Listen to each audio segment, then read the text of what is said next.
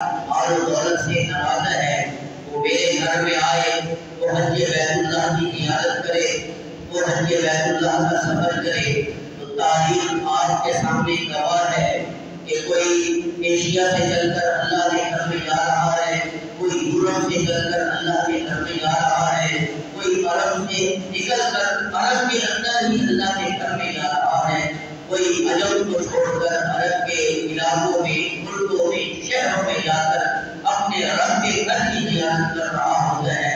یہ وہ عظیم عبادت حج ہے کہ ہر عبادت کا اپنا رنگ ہوتا ہے، ہر عبادت کا اپنا حسن ہوتا ہے، ہر عبادت کا اپنا جمال ہوا کرتا ہے، ہر عبادت کی اپنی فضیلت ہوتی ہے، ہر عبادت کا اپنا کمال ہوتا ہے، ہر عبادت کی اپنی روح ہوا کرتی ہے۔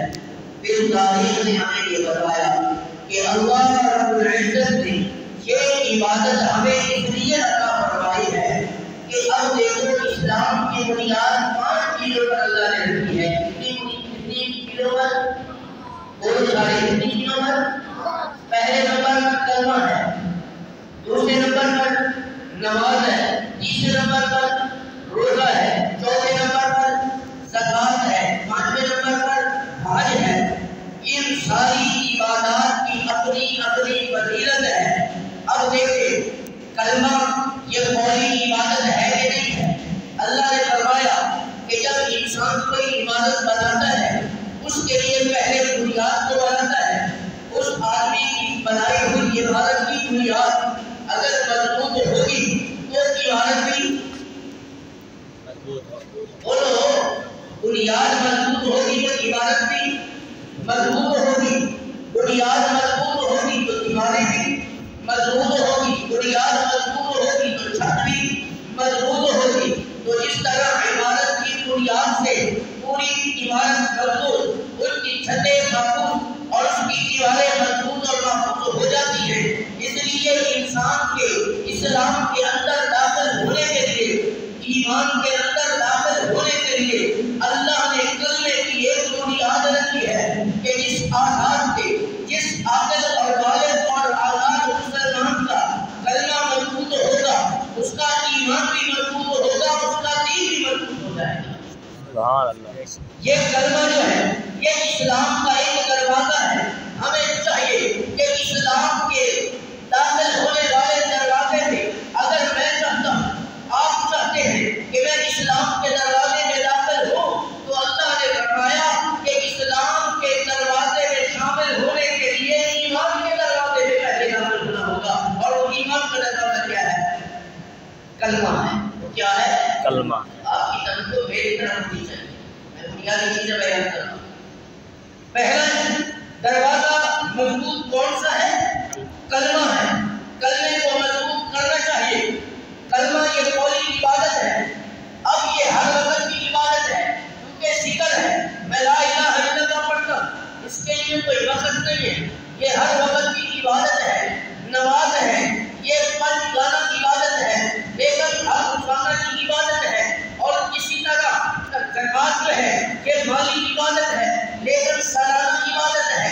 اور اسی طرح روزہ جو ہے یہ جسمانی عبادت ہے لیکن جو ہے یہ سالانہ عبادت ہے۔ لیکن اللہ نے ان تمام عبادات میں حج کو جو عظمت عطا کی ہے، جو فضیلت عطا کی ہے، جو مقام عطا کیا ہے، یہ کسی اور عبادت کو نہیں ملا کہ حج جو ہے اس میں مالی عبادت بھی ہے، حج کے اندر جسمانی عبادت بھی ہے، حج کے اندر قولی عبادت بھی اللہ نے رکھا۔ سبحان اللہ۔ ساری عبادت کا حسن و جمال کسی میں رکھ دیا، ساری عبادات کا گلدستہ حج کے اندر ہے، ساری عبادات کی رہنمائی کسی حج کے اندر ہے، ساری عبادات کی خوبصورتی اللہ نے حج کے اندر رکھی ہے۔ اس لیے کہ حج عاشقانہ عبادت بھی ہے، حج مجذوبانہ عبادت بھی ہے، حج قلندرانہ عبادت بھی ہے، اور حج محبتانہ عبادت بھی ہے۔ سبحان اللہ۔ کیا اللہ نے اس کے اندر کمالات رکھے ہیں؟ پھر اکابر نے، علماء نے، محدثین نے، مفسرین نے، تابعین نے ہمیں بتلایا کہ جو اللہ کے گھر میں حج کے لیے سفر کرتا ہے اس کے لیے بھی شریعت نے ہمیں کچھ شرائط بیان کی ہیں کہ ہر آدمی حج کے سفر کے لیے جا نہیں سکتا. ہمیں علماء نے بتلایا کہ حج کے اندر جو بھی جانا چاہتا ہے، حج کے سفر میں جو بھی انسان مسلمان جانا چاہتا ہے، اس کے اندر جب تک یہ 9 شرائط نہیں پائی جائیں گی وہ حج کے سفر پر جا بولو نہیں سکتا. آپ نے خاموش نہیں ہونا. میرے بیان کرنے کا مقصد یہ نہیں ہوتا کہ میں فقط میں ہی بولوں. میں آپ کے لیے بول رہا ہوں کہ حج کے 9 شرائط جس آزاد عاقل بالغ مسلمان میں نہیں پائی جائیں گی وہ حج کے سفر پر جا نہیں سکتا. پہلی شرط یہ ہے کہ وہ آزاد ہو. آزاد ہوگا تو حج کے سفر پر جائے گا. اب بیچارہ وہ غلام ہے، جیل میں پڑا ہوا ہے، وہ کیسے حج پہ جا سکتا ہے؟ نمبر 2، عقل مند ہو، دیوانہ ہے، مجنون ہے، پاگل ہے. اسے کیسے پتا کہ میں حج کے ارکان کیسے ادا کروں؟ اسے کیسے پتا کہ طواف ودا کسے کہتے ہیں؟ اسے کیسے پتا کہ طواف زیارت کسے کہتے ہیں؟ اسے کیسے پتا کہ میں نے صفا مروہ کے درمیان پہلے 3 چکروں میں نے کیسے دوڑنا ہے، میں نے کتنے چکر لگانے ہیں؟ اس کو کیسے پتا کہ میں نے بیت اللہ کا طواف کرنا ہے، کتنا کرنا ہے، کیسے کرنا ہے، کہاں سے شروع کرنا ہے، کہاں ختم کرنا ہے، اور حجر اسود کو بہت کب لینا ہے، اس وقت لینا ہے، مقام ابراہیم پر میں نے اپنے ہاتھ لگانے ہیں، اسے بوسہ کر دینا ہے، اسے چومنا ہے، تو کیسے لینا ہے؟ تو عقل مند کے لیے یہ بات ضروری ہے کہ عقل مند حج بیت اللہ کا سفر کرے. تیسری شرط یہ ہے کہ وہ بالغ ہو.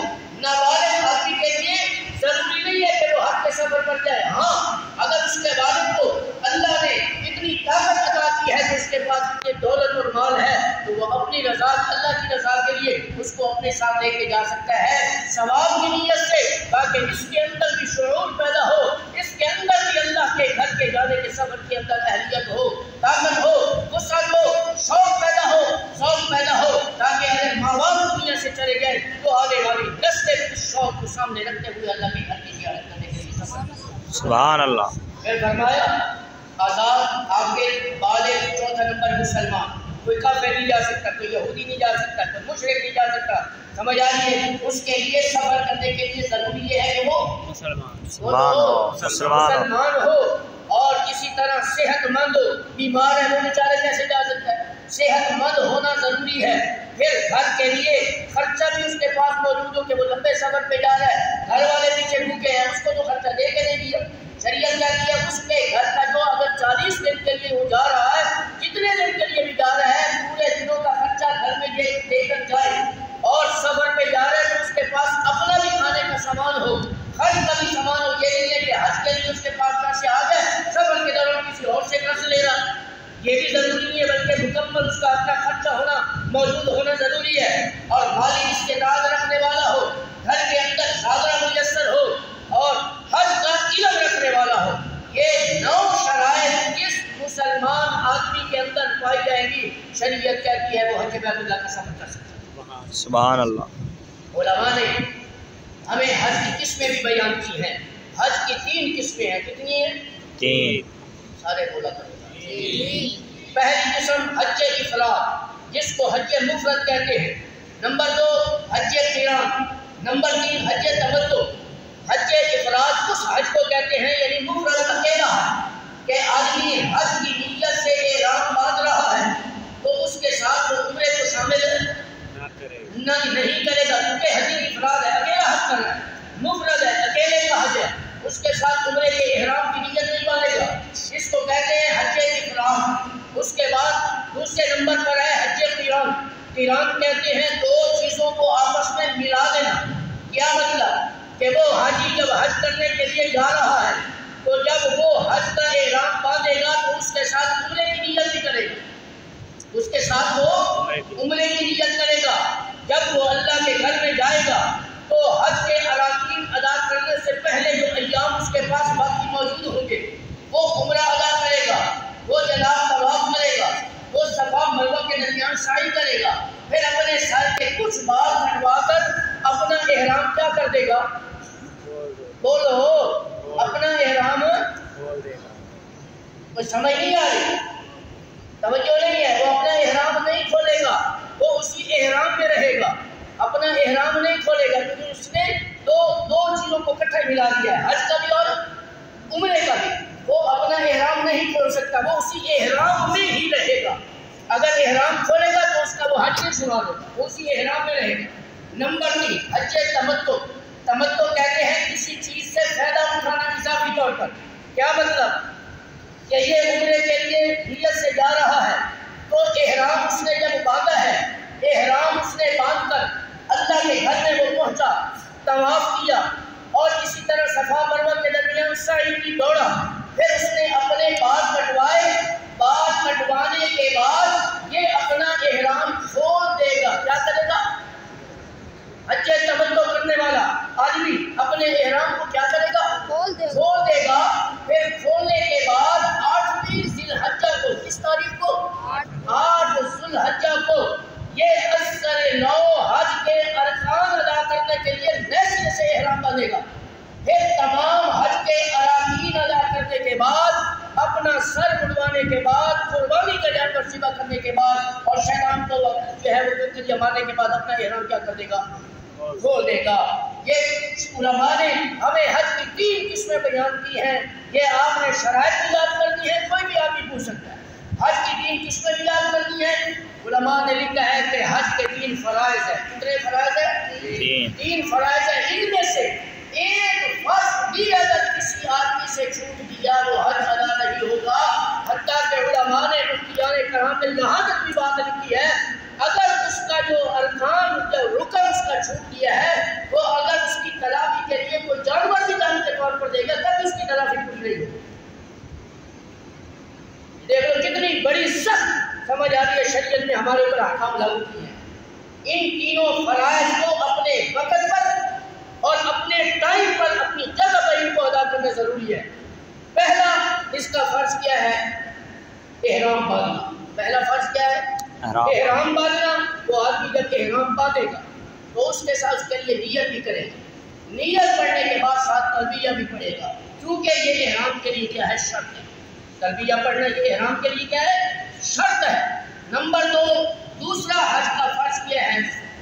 وقوف عرفہ، یعنی میدان عرفات کے اندر حاضری، جہاں قیامت کے دن حشر کے میدان میں پوری انسانیت وہاں جمع ہوگی۔ ظاہر بات ہے رسول اللہ کا فرمان ہے کہ جب قیامت برپا ہوگی تو ساری انسانیت وہاں میدان عرفات میں جمع ہوگی، وہاں جزا سزا کا فیصلہ ہوگا، حساب و کتاب ہوگا۔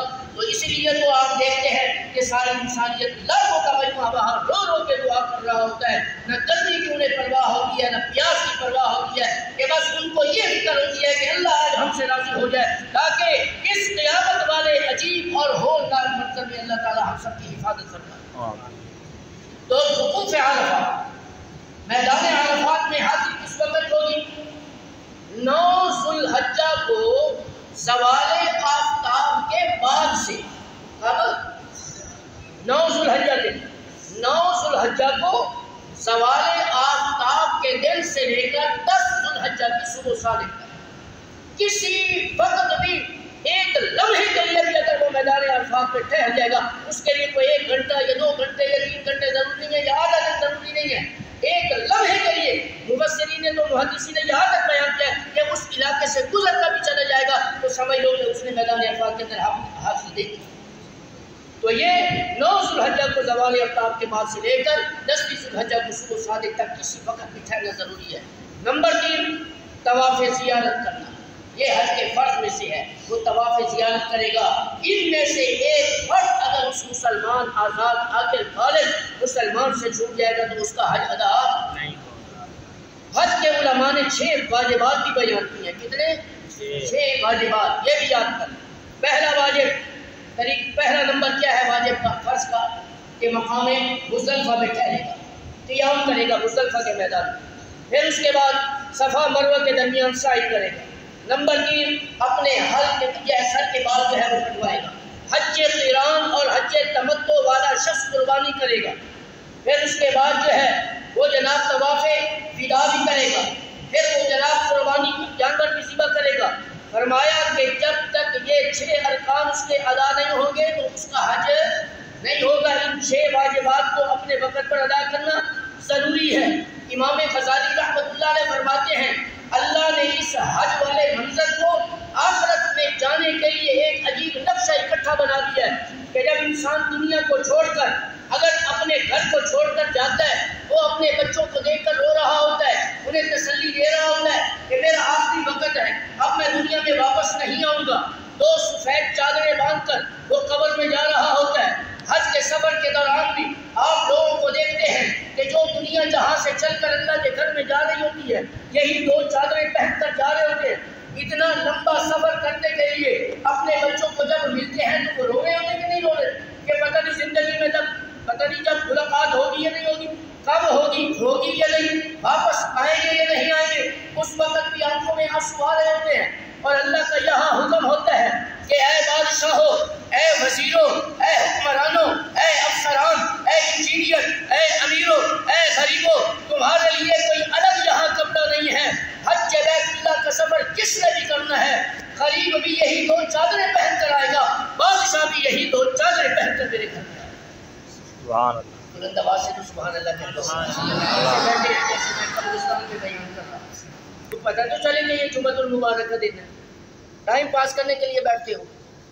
تو یہ عظیم عبادت حج بیت اللہ کا سفر، اللہ مجھے بھی اور آپ کو بار بار اپنے گھر کی زیارت نصیب فرمائے۔ وہاں جاؤ، اللہ کے گھر کو دیکھو۔